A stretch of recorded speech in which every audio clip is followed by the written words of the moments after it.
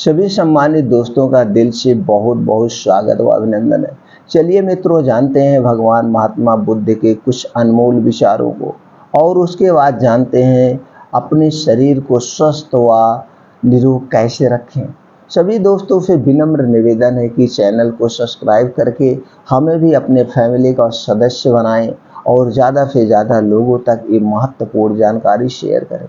वो भी जानकारी को अपनाएं और अपने पूरे परिवार को स्वस्थ व निरोग बनाएं। दोस्तों, हमें प्रोत्साहित करने के लिए कमेंट सेक्शन में ओके, थैंक्स, नमो बुद्धाय कुछ भी लिख सकते हैं। चलिए मित्रों, जानते हैं भगवान महात्मा बुद्ध के अनमोल विचार। जो आज का उनका अनमोल विचार है, मन के गंदे विचार कैसे खत्म करें। और उसके बाद जानते हैं कॉन्स्टिपेशन यानी कब्ज की समस्या, जो आज लगभग 99% लोग इससे परेशान है। चाहे बच्चा हो, चाहे बुजुर्ग हो, चाहे यंग हो, सब लोग परेशान। तो इसका क्या घरेलू उपाय है, इसे दोस्तों आज आप लोगों को एक ऐसा घरेलू उपाय बताएंगे, घर पर रहकर बिना किसी मेडिसिन के आप जड़ से इसे ठीक कर सकते हैं। सिर्फ दोस्तों वीडियो को पूरा देखिए और तभी आपको समझ में आता है। आधी अधूरी जानकारी जो है खतरनाक होती है।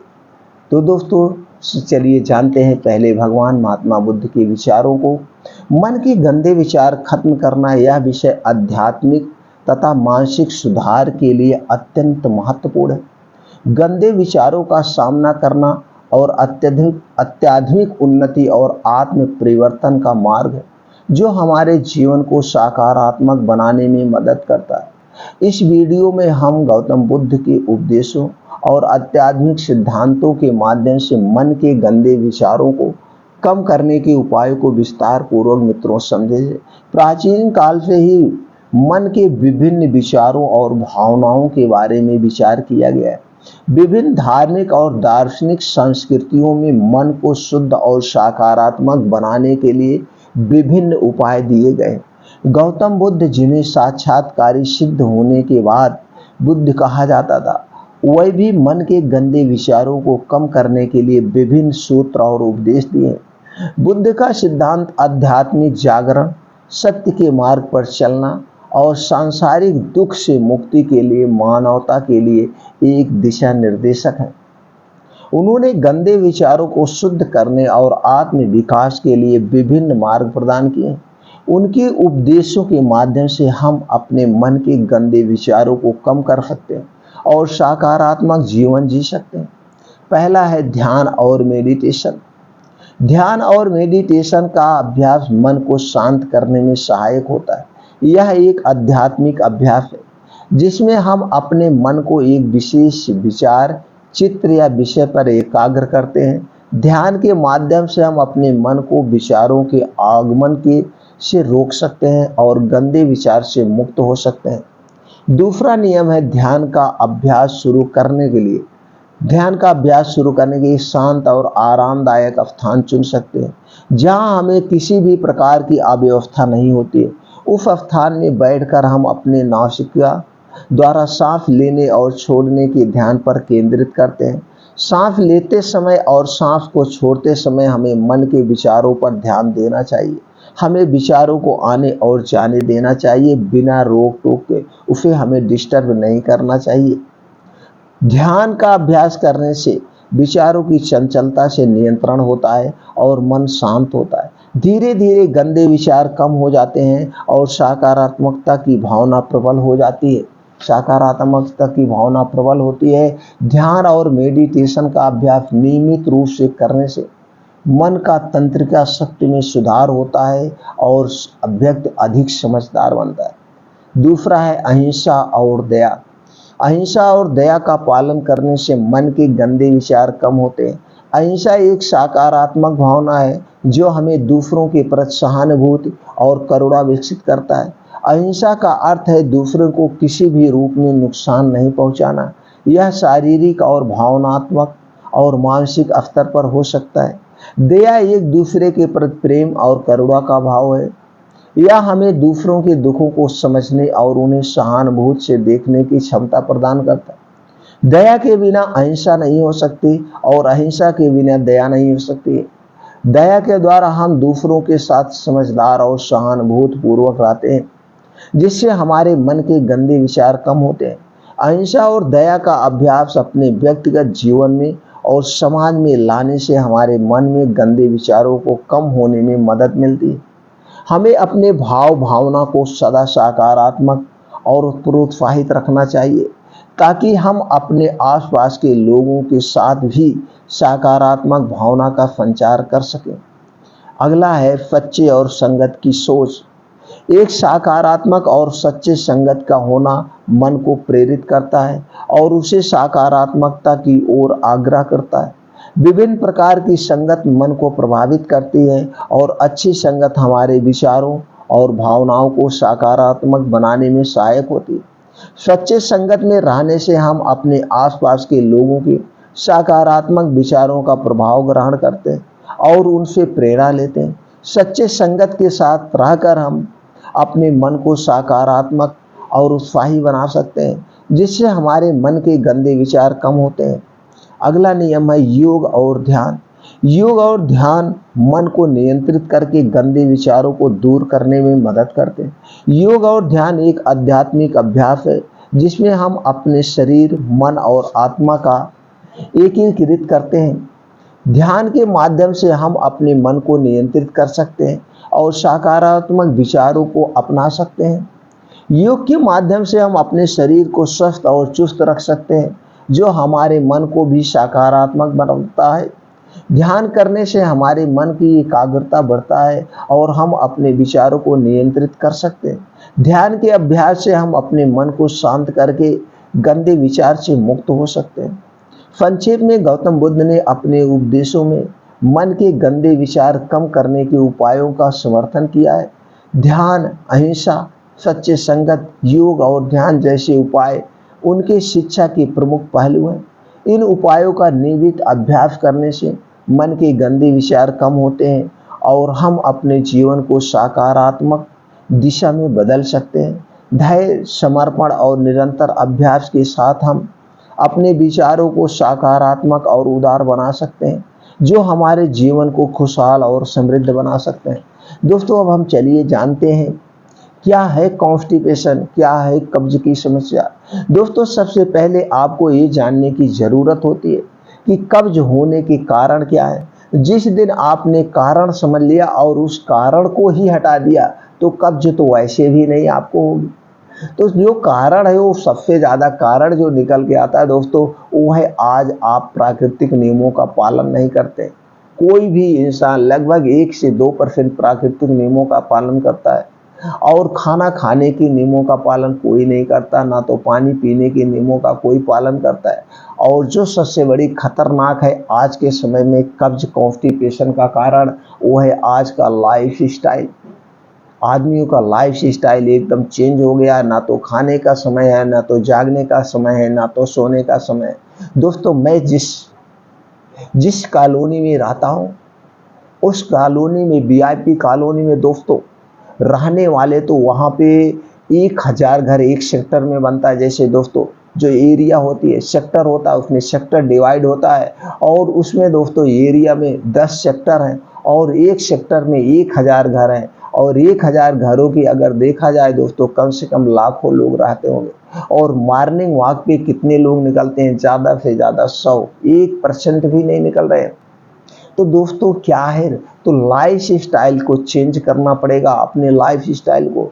जब आप अपने लाइफ स्टाइल को चेंज करेंगे तो दोस्तों तभी सभी बीमारियों को दूर किया जा सकता है। अगर पहली बात तो आप अपने शरीर के सबसे बड़े डॉक्टर हैं, तो आपके शरीर में कभी भी कोई बीमारी हो, छोटी या बड़ी, आपको उसके कारण को ढूंढना होगा। अब उसका भी रीजन है। जब आप डॉक्टर के पास जाते हैं तो डॉक्टर आपकी हिस्ट्री लेता है।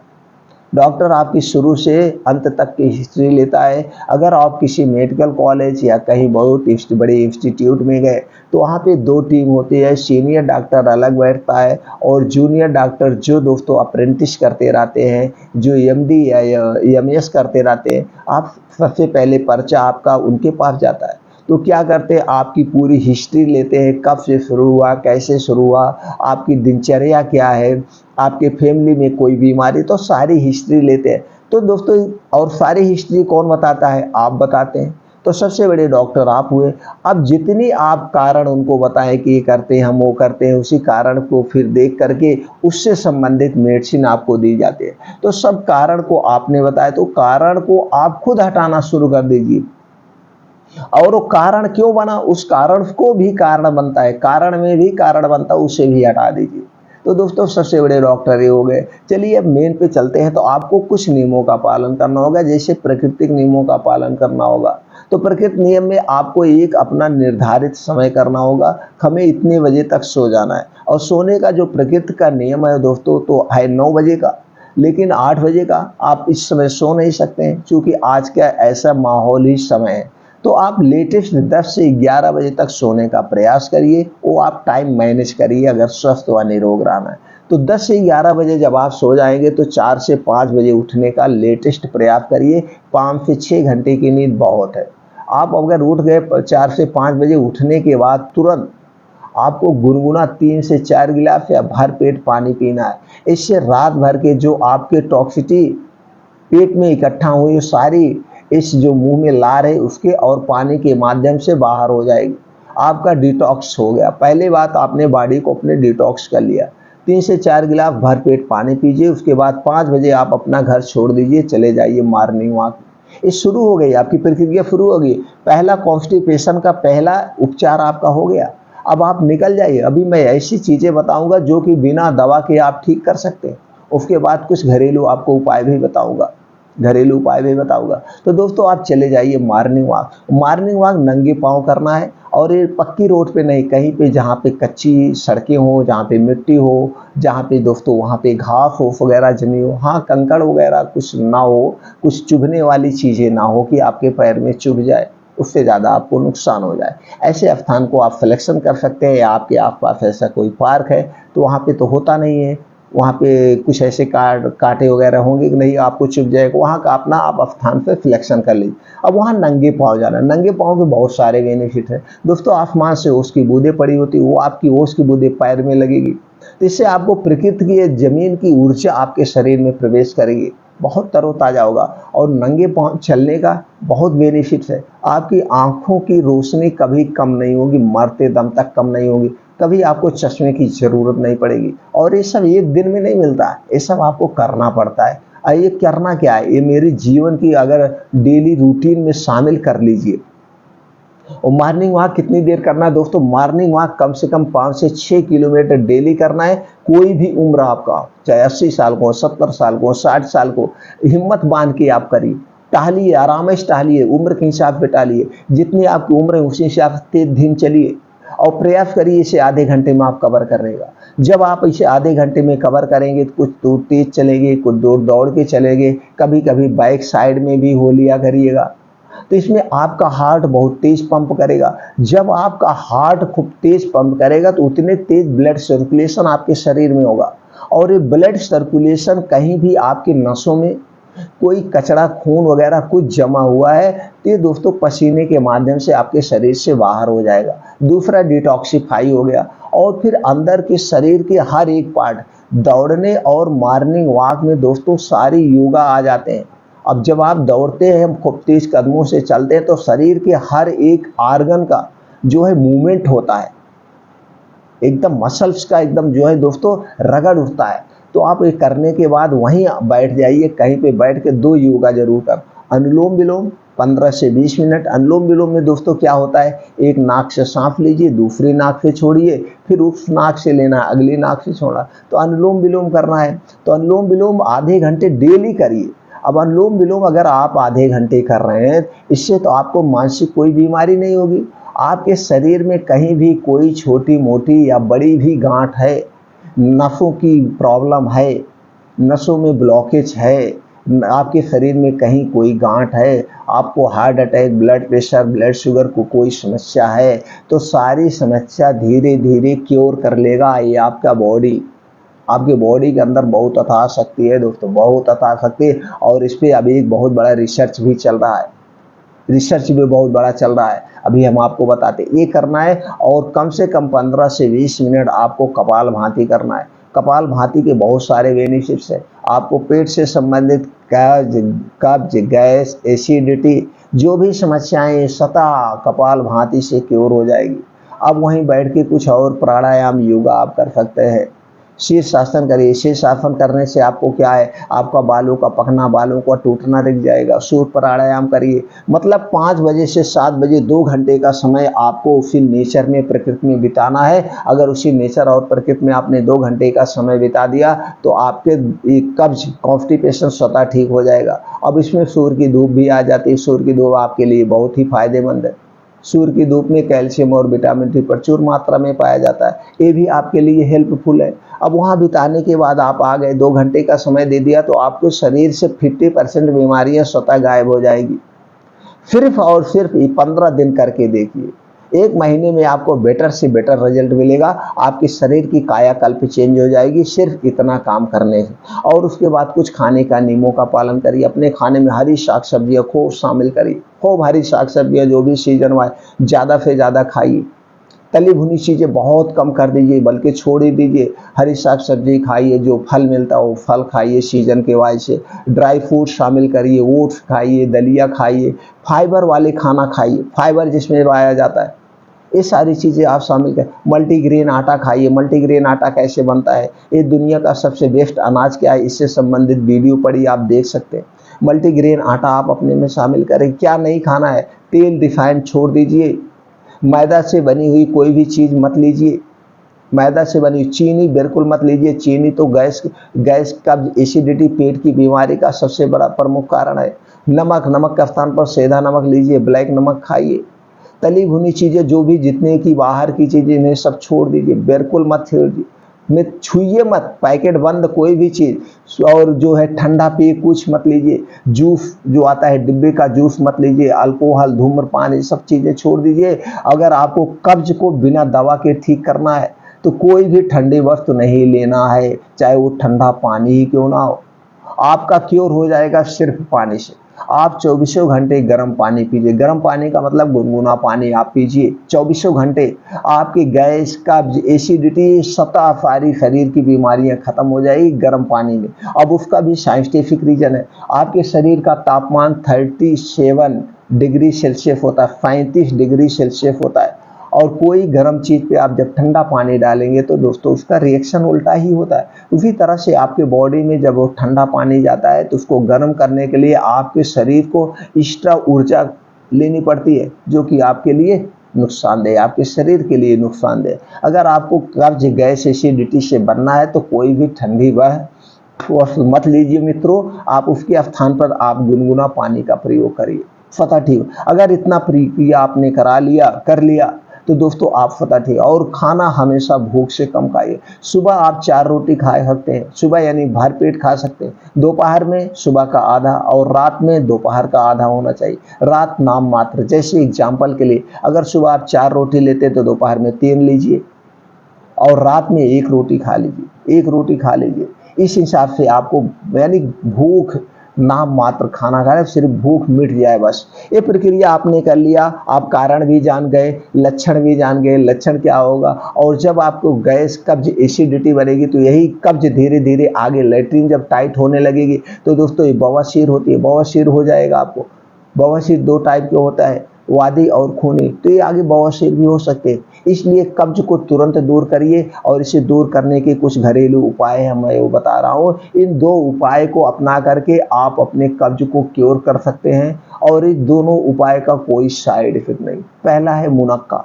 मुनक्का में क्या पाया जाता है दोस्तों, potassium, calcium, sodium, magnesium, protein, iron, fibre, copper, vitamin B6, antioxidant, antibacterial, vitamin E, healthy fat व अन्य पोषक तत्व और पाए जाते हैं।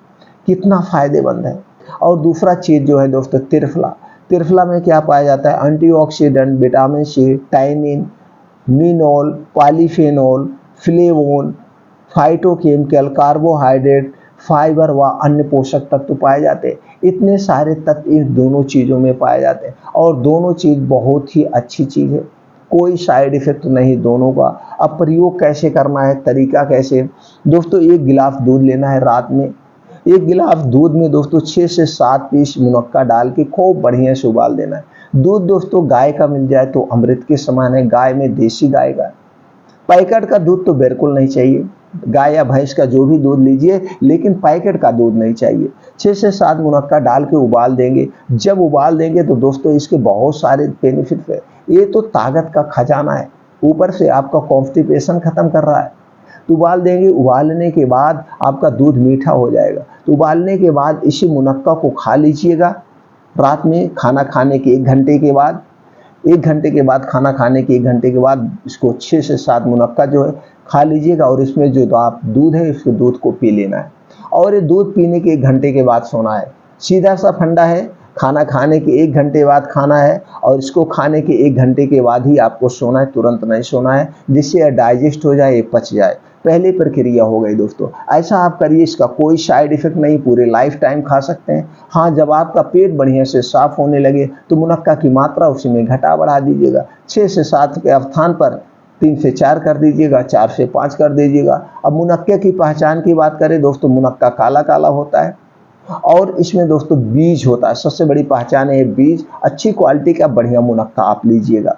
और दूसरा है दोस्तों त्रिफला चूर्ण। त्रिफला चूर्ण तो सभी लोग जानते हैं, और त्रिफला चूर्ण दोस्तों पूरे आयुर्वेद का अमृत चूर्ण है, अद्भुत चूर्ण है।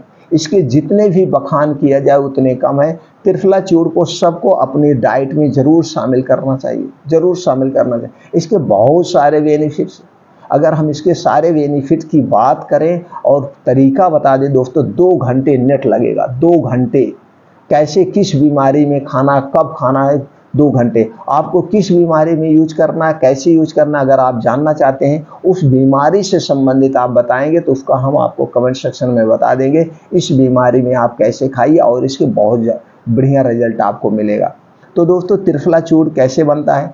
हरड़, बहेड़ा और आंवला 1:2:4 के अनुपात में बनता है। जैसे हरड़ आपका हो गया 20 ग्राम, बहेड़ा हो गया 40 ग्राम, आंवला हो गया आपका 80 ग्राम।